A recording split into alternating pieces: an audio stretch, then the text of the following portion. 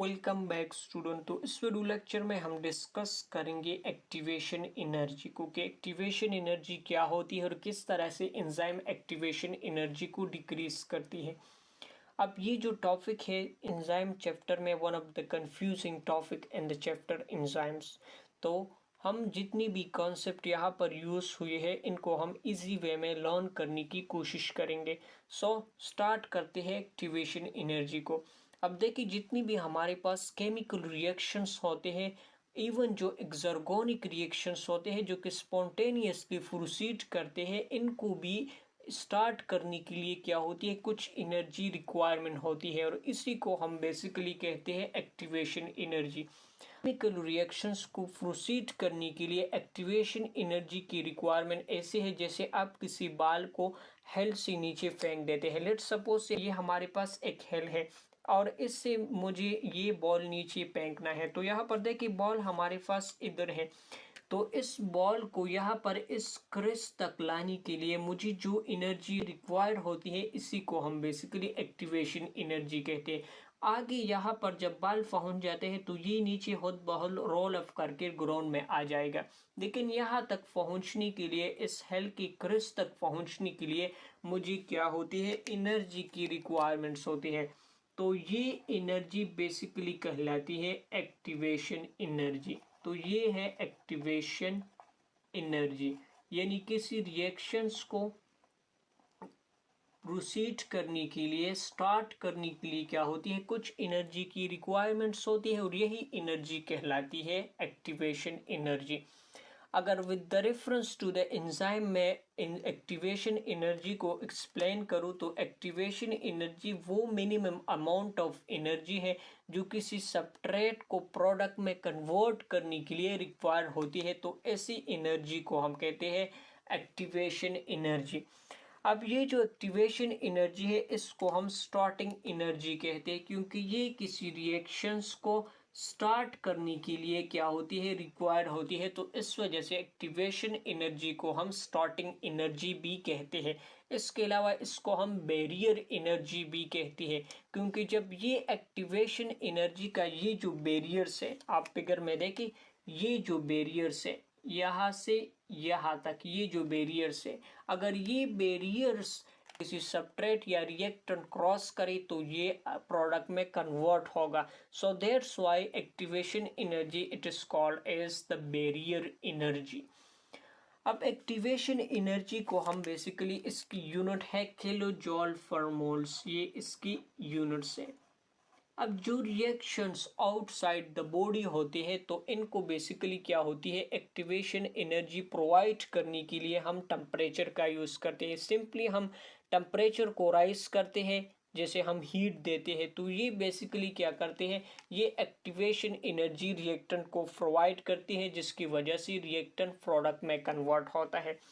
सो हम outside the body जो reactions होते हैं इनको एक्टिवेशन एनर्जी प्रोवाइड करने के लिए हम हीट का यूज़ करते हैं।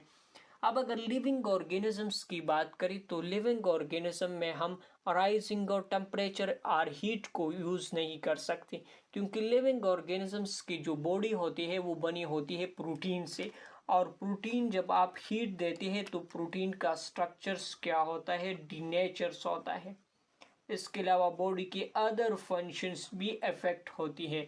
तो in case of the living system, तो लिविंग सिस्टम में एक अनदर स्ट्रेटजी की इवोल्यूशन लिविंग ऑर्गेनिजम्स में हुई और वो basically the concept of catalyst है।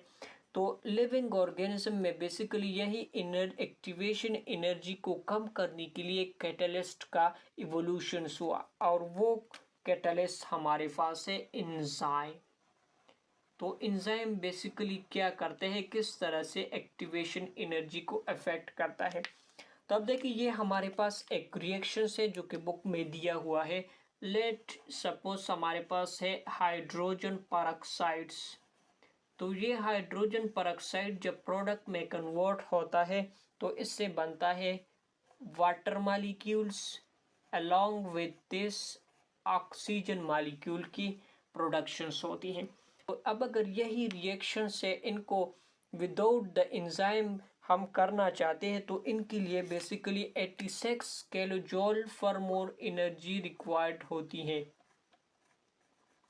अब अगर यही सेम रिएक्शंस है और इनको मैं with the help of enzyme proceed करता हूँ, यहाँ पर बेसिकली एंजाइम यूज़ किया जाता है कैटालेस एंजाइम। तो यहाँ पर जब कैटालेस एंजाइम हम यूज़ करते हैं तो यही सेम रिएक्शंस को बेसिकली एक्टिवेशन एनर्जी रिक्वायर्ड होती है, that is the 1 kilo joule for moles.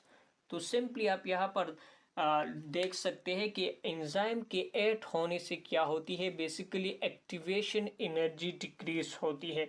यहाँ पर देखिए 86 से ये एनर्जी आई 1 किलो जूल फॉर मोल तक आई, यानी सिंपली एंजाइम एक्टिवेशन एनर्जी को डिक्रीज करते हैं। अब किस तरह से डिक्रीज करते हैं, तो इसको एक्सप्लेन करने के लिए हमें एक ग्राफ को समझना होगा। अब इसी ग्राफ की मदद से हम बेसिकली पढ़ेंगे कि एक्टिवेशन एनर्जी और एंजाइम का क्या रिलेशन है, या किस तरह से एंजाइम एक्टिवेशन एनर्जी को अफेक्ट करती है। तो अब ग्राफ में देखें, इसका जो एक्स एक्सिस है इस पर हमने प्रोग्रेस ऑफ रिएक्शंस को लिखा है, यानी कितना एक रिएक्शंस हुआ है। तो ये बेसिकली रिएक्शंस के प्रोग्रेस को शो करती है, जबकि इसका जो वाई एक्सिस है ये बेसिकली एनर्जी को रिप्रेजेंट करती है। तो बुक में इसके लिए टर्म यूज़ किया गया फ्री एनर्जी। तो फ्री एनर्जी वो अवेलेबल एनर्जी है जो कि एक सिस्टम के साथ होती है पार द डूइंग वर्क, तो इसको हम कहते हैं फ्री एनर्जी।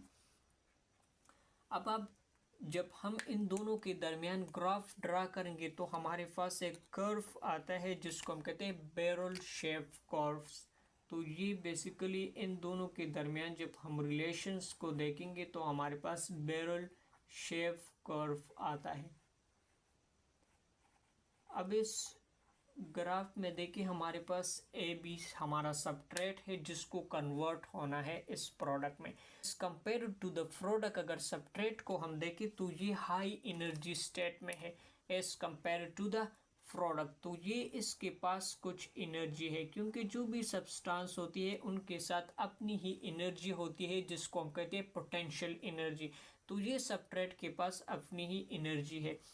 अब अगर यही सबट्रेट बेसिकली इस प्रोडक्ट में कन्वर्ट होता है तो इनको ये जो बैरियर्स है इनको क्रॉस करना होता है, यानी सिंपली इतनी एनर्जी तो इसके पास है, इसको और इतनी एनर्जी की रिक्वायरमेंट्स होती है ताकि ये प्रोडक्ट में कन्वर्ट हो सके।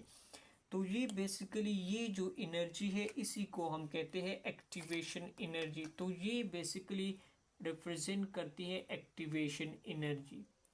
And this activation energy, it is basically without the presence of enzyme. Activation energy without enzyme. Without enzyme. अब जिस तरह से हमने एग्जाम्पल में भी पढ़ा कि आप किसी बाल को हिल से नीचे फेंक देते हैं तो ये बाल बहुत हिल के जो क्रेस्ट होती है वहाँ से आ जाएगी, लेकिन इस क्रेस्ट को कवर करने के लिए भी कुछ एनर्जी रिक्वायर होती है। इसी तरह से ये बेसिकली ये सबट्रेट भी जब प्रोडक्ट में कन्वर्ट होता है तो इसको कुछ एनर्जी की रिक्वायरमेंट्स होती है, कुछ बैरियर्स होते हैं जिसको पास करके ही सबट्रेट प्रोडक्ट में कन्वर्ट होता है। अब जैसे ही हम एंजाइम को रिएक्शन में डाल देते हैं तो यहाँ पर देखिए ये हमारा सबट्रेट है, जैसे हम एंजाइम डाल देते हैं तो एक्टिवेशन एनर्जी की जो बैरियर्स होती है वो कम हो जाती है। तो this is basically the activation energy. तो अब देखिए एक्टिवेशन एनर्जी को, तो एक्टिवेशन एनर्जी एंजाइम के डालने से कम होती है। So this is actually the activation energy, और ये एक्टिवेशन एनर्जी होती है with the presence of enzyme. अब सिंपली ये एक्टिवेशन एनर्जी डिक्रीज होती है जैसे हम एंजाइम को डाल देते हैं। अब किस तरह से एंजाइम एक्टिवेशन एनर्जी को डिक्रीज करती है, तो सिंपली यहाँ पर देखिए हमारे पास एंजाइम है और ये एंजाइम जब सबट्रेट के साथ बाइंड हो जाते हैं तो ये बनाता है एक ट्रांजिशन स्टेट जिसको हम कहते हैं एंजाइम सबट्रेट कॉम्प्लेक्स। ये जो ट्रांजिशन स्टेट होती है ये हाईली एनर्जेटिक होती है एंड अनस्टेबल होती है, ये डायरेक्टली कन्वर्ट हो जाता है प्रोडक्ट में।